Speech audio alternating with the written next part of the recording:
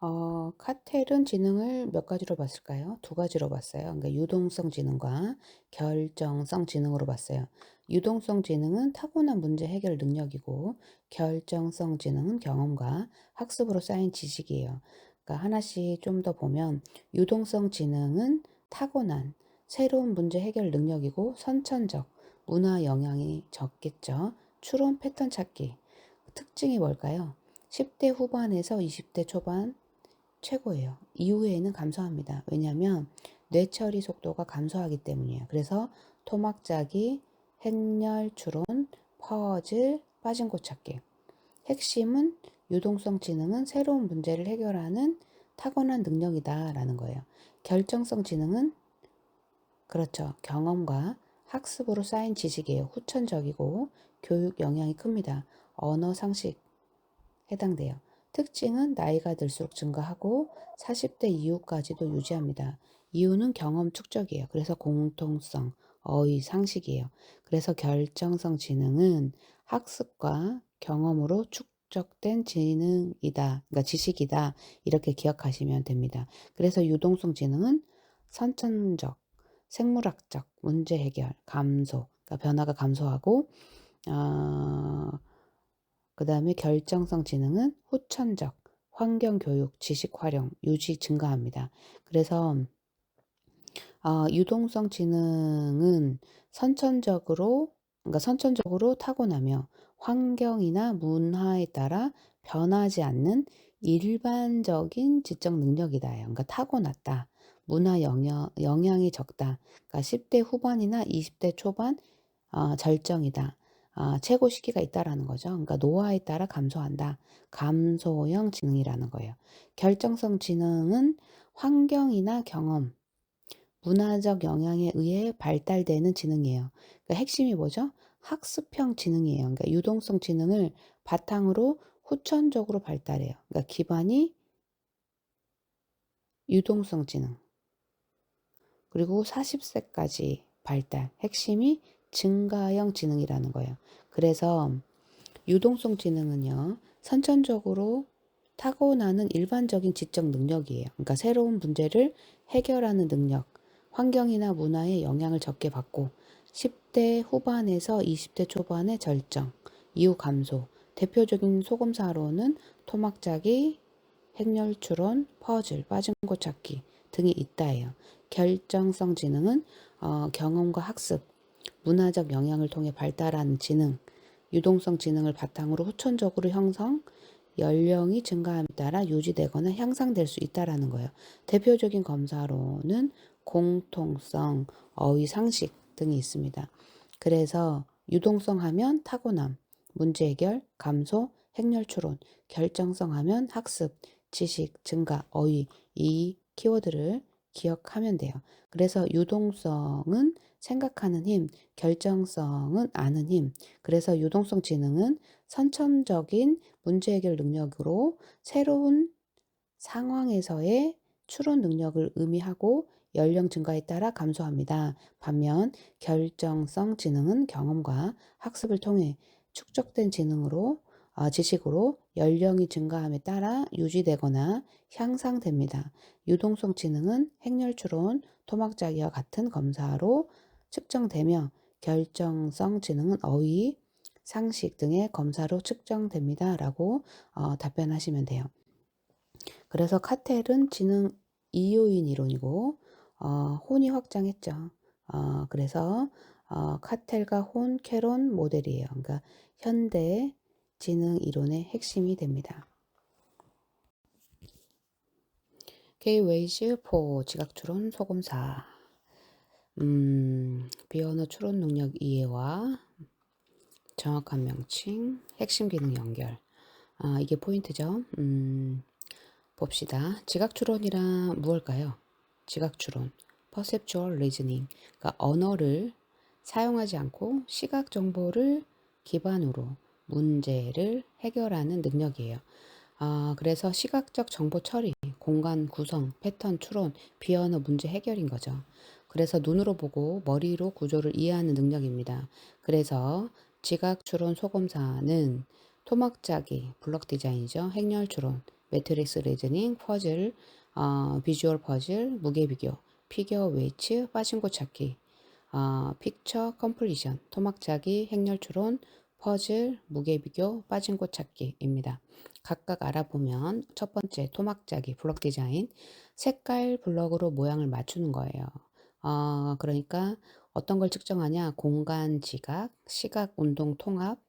그래서 머릿속에서 구조를 만들어내는 능력을 보는 거예요. 그리고 행렬 추론, 매트릭스 리즈닝은 패턴에 빈칸 채우는 거예요. 그러니까 논리적 추론, 패턴 인식 이걸 측정하는 거예요. 그러니까 보이지 않는 규칙을 찾아내는 거죠. 세 번째는 퍼즐입니다. 조각을 머릿속으로 맞추는 거예요. 이것은 정신적 회전, 공간 추론, 이 부분을 측정하고 머릿속에서 조립하기예요. 이게 핵심이죠. 그 다음 네 번째는 무게 비교해요. 그러니까 저울 균형 맞추기예요. 그러니까 측정이 양적 추론, 논리적 균형이에요. 그러니까 보이지 않는 균형을 계산하는 겁니다. 다섯 번째는 빠진 곳 찾기예요. 그림에서 빠진 부분 찾기. 측정은 시각적 탐색, 세부 인식인 거죠. 그러니까 이상한 부분을 발견하는 거예요. 왜 이 다섯 가지가 묶이냐? 공통점이 언어는 거의 사용을 안 해요. 시각 정보가 중심이고 추론 능력을 요구합니다. 이게 바로 유동성 지능과 연결이 되는 거죠. 그래서 지각 추론 소검사는 비언어적 시각 정보를 바탕으로 문제를 해결하는 능력을 측정하는 검사로 토막 짜기, 행렬 추론, 퍼즐, 무게 비교, 빠진 곳 찾기로 구성된다. 그래서 토행포무바 해서 토막 짜기, 행렬 추론, 퍼즐, 무게 비교, 빠진 곳이에요. 그래서 지각 추론은 말없이 보는 힘과 추론하는 힘이에요. 그래서 면접에서 왜 이 검사가 지각 추론인가요? 할 때 이 검사들은 언어를 사용하지 않고요. 시각적 정보와 공간적 구조를 기반으로 문제를 해결하는 능력을 측정하기 때문에 지각 추론에 해당합니다. 그래서 비언어적, 시각 정보, 공간 추론, 패턴 추론 이 단어가 들어가야 돼요. 그래서 웩슬러는 지능 다요인, 카텔은 유동성 지능, 그 다음에 CAC는 이론은 유동성 지능, GF예요. 그러니까 즉 지각 추론은 유동성 지능 영역인 거예요. 그래서 웩슬러는 지능을 여러 능력으로 보고 카텔은 그중 핵심을 유동성과 결정성으로 나눴어요. 그러니까 CAC는 이론은 이를 통합해서 구조화했죠. 그래서 웩슬러는 지능은 하나가 아니라 여러 개 능력이다. 즉 다요인 지능.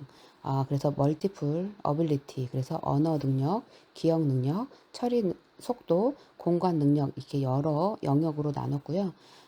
그래서 중요한 점은 웩슬러는 지능을 나눴다. 하지만 구조는 좀 아직 단순하다. 근데 지능은 여러 능력으로 구성된다. 이게 포인트예요.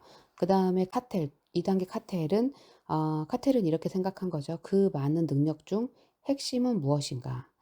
이때 지능을 두 개로 단순화한 거예요. 두 가지 지능. 그러니까 유동성 지능, 그러니까 타고난 문제 해결 능력, 새로운 상황의 추론, 결정성 지능. 그러니까 경험과 학습으로 축적된 지능인 거예요. 그러니까 웩슬러는 여러 능력, 카텔은 핵심 두 개로 구조화. 그래서 지능의 핵심은 유동성과 결정성이다. 이렇게 정리할 수 있겠습니다. 그런데 그 이후에 3단계 CHC 이론, 그러니까 카텔, 혼캐론, 그러니까 카텔 이론을 더 정교하게 발전한 거죠. 그래서 지능을 3층 구조로 설명을 했어요. 그러니까 3층 구조, 상위층이 일반 지능, 전체 지능이고 중간층이 이제 광범위 능력으로 이제 GF가 유동성 지능, GC가 결정성 지능, GV가 시각 능력, GS가 처리 속도, GWM이 작업 기억. 그래서 또 하위층도 세부 능력들. 그래서 카텔의 GF, GC가 CHC에서는 중심축이 된 거죠. 그래서 지능을 계층적으로 구조한 이론이다. 그래서 1단계 웩슬러 지능은 여러 능력이다. 2단계 카테, 그중 핵심은 GF와 GC다. 3단계에는 CHC. 그래서 이걸 포함해서 전체 구조를 만든다. 그래서 왜 지각추론인가 GF인가? 이럴 때 지각추론은 새로운 문제 해결, 패턴 찾기, 논리 추론, 이것은 바로 유동성 지능 GF인 거죠. 예를 들어서 행렬 추론 GF, 퍼즐 GF, 토막짜기 GF. 그래서 웩슬러는요, 지능을 다양한 능력으로 구성된 다요인 구조로 보았고, 이후 카텔은 이를 유동성 지능 GF와 결정성 지능 GC로 구분하였습니다. 이후 CHC 이론에서는 이러한 개념을 포함하여 지능을 계층적으로 구조화하였으며, 유동성 지능은 지각 추론과 같은 비언어적 추론 능력과 밀접하게 관련된다. 그래서 웩슬러는 여러 능력, 카텔은 GF, GC, CHC는 계층 구조, 그래서 웩슬러는 나눴고 카텔은 핵심을 잡았죠. 그러니까 CHC는 구조를 완성을 했습니다. 그래서 반드시 다요인 지능, 유동성 지능 GF, 결정성 지능 GC, 계층 구조를 기억해야 합니다.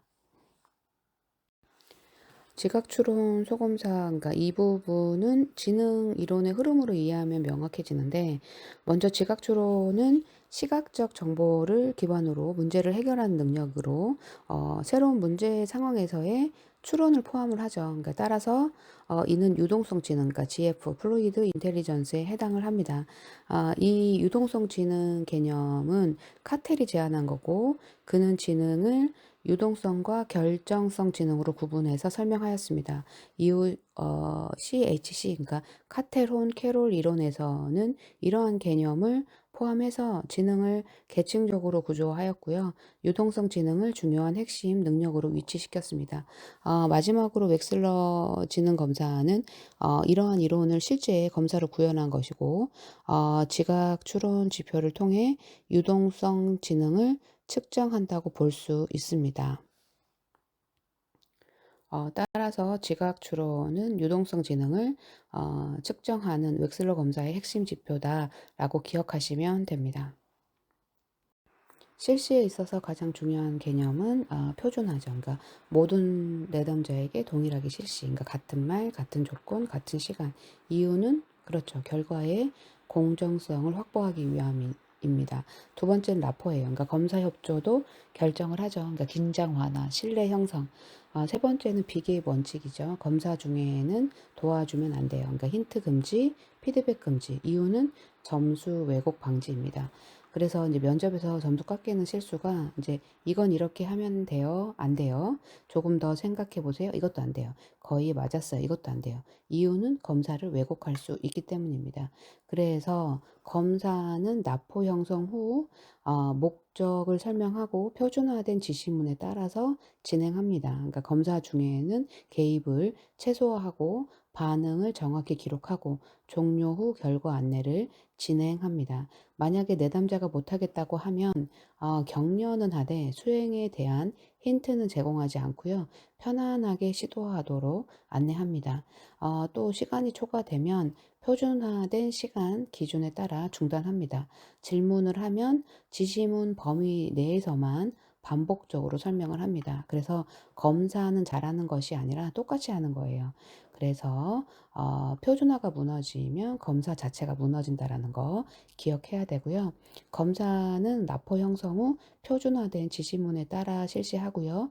검사 중에 개입을 최소화하고 반응을 기록한 후에 종료 및 안내를 합니다.